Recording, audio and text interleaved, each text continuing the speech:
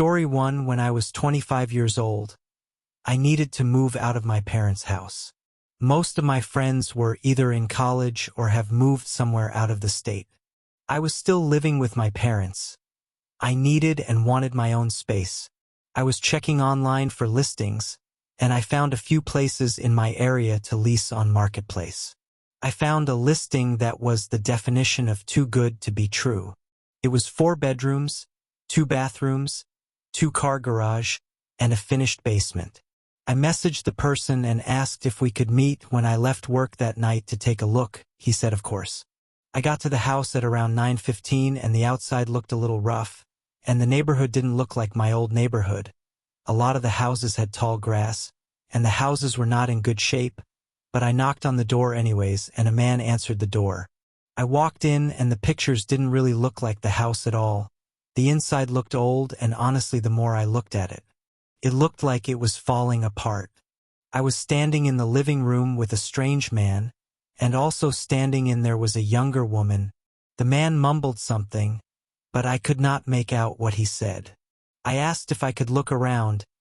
I looked into one of the rooms on the main floor and saw that the place was completely destroyed. I knew at this point I didn't want the place anymore and I didn't need to look at the rest of the house.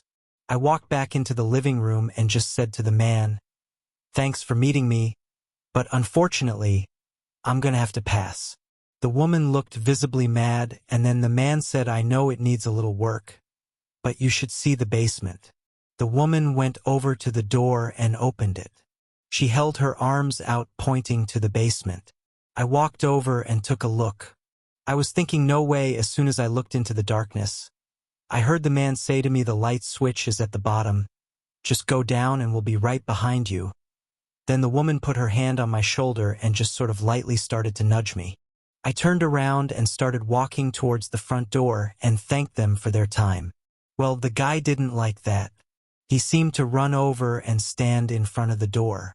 He was staring at me with this look and then started to reach into his back pocket and then said, "You're not leaving." The man started the struggle to grab whatever he was concealing in his back pocket, and I used this opportunity and reacted. I ran through the guy towards the door, opened it and made a dash to my car, and then heard that woman screaming from the inside and the man running after me. As I started to drive away, I could see that the man was standing in the middle of the road. I was so terrified that I didn't drive home right away. I ended up going to the police station to make a report of the incident. The officers listened to what I said had happened and said that they would look into it.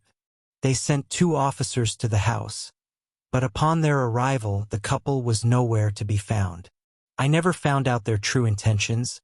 I was relieved that they weren't there anymore, and the police assured me that they would keep an eye on the area and then encouraged me to reach out if I encountered any further issues. All I know is that I'm never looking on Facebook Marketplace for a place to rent ever again.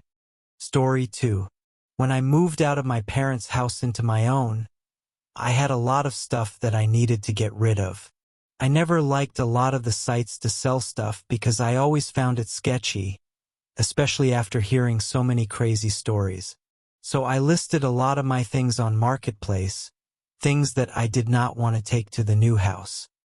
The weight set was what I listed for the most money. It had a barbell, stand, and a bunch of extra plates.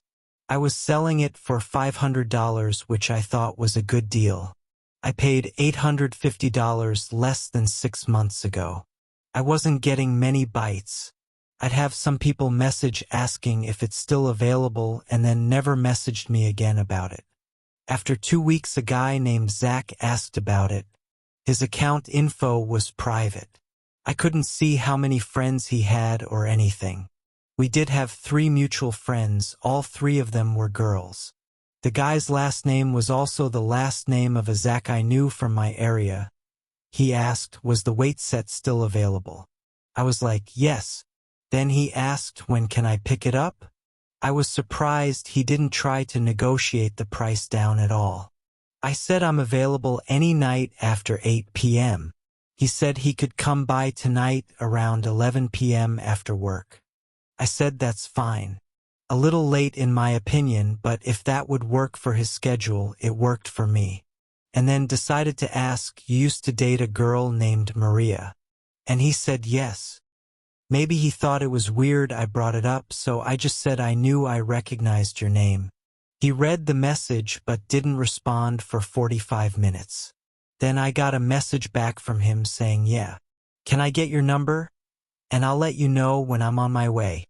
So I messaged him my address and number. I went to the store and got back around 7:30, the whole time waiting for some kind of text or call. Then I get a text from a number I do not recognize. I sometimes will find that to be a red flag and possibly scams, but I wasn't thinking that way with this because I knew this guy already. It was now close to 11 p.m. and I was waiting patiently for his text or call. I sent a text saying, "Let me know when you're coming." It was around 11:30 that he texted me, "I'm here." I looked out the front window and I saw a car out in front of my place. I tried calling him so I could tell him that I need help bringing this thing outside. He rejected my call and then he texted again. "Yo, come out." I texted back, "You can come in. I just need help with the weights. There's a lot of them." He texted back, "I got to see if you're straight first." I took a second to figure out what the hell that even meant. I tried calling one more time and it went to voicemail. Now I am getting suspicious. I decided to text Maria, who said that person is a fake. Someone's pretending to be Zach. I looked out the window again and the car was still there. Someone was about to do something bad to me. I wasn't sure what or who or why. I had no way to contact the real Zach. I turned off the light in the living room and closed the blinds just a bit, and I swear on my life, there was a guy hiding behind one of the bushes in front of the house. I watched until the car outside beeped its horn, and then I saw the guy in the bushes run to the car, and then the car took off. I felt fear not only of what I just narrowly avoided, but the fact that those people now had my address and phone number. I went on Facebook and the profile was deleted. Someone must have been using his pictures and name to try and scam people in the area, though I'm not so sure it was someone trying to scam random people because days later I got this text. "Yo punk, you better quit talking to my girl. Watch your back. We know where you live. We'll mess you up right outside your crib. Sleep with one eye open." I went to the police, but it was such a low priority report to them that I doubt they are even going to look into it. I have no reason to lie when I say I haven't tried talking to anyone's girl in the slightest. At the time, I had been seeing a girl pretty much exclusively. I have no clue who they are talking about. I don't know what they were going to do to me if I would have opened the door, but unfortunately, I've had to live in fear. Fortunately, I haven't gotten any more threatening or random texts, but I still pretty much always check outside my windows first before leaving the house. And I added cameras all around my house.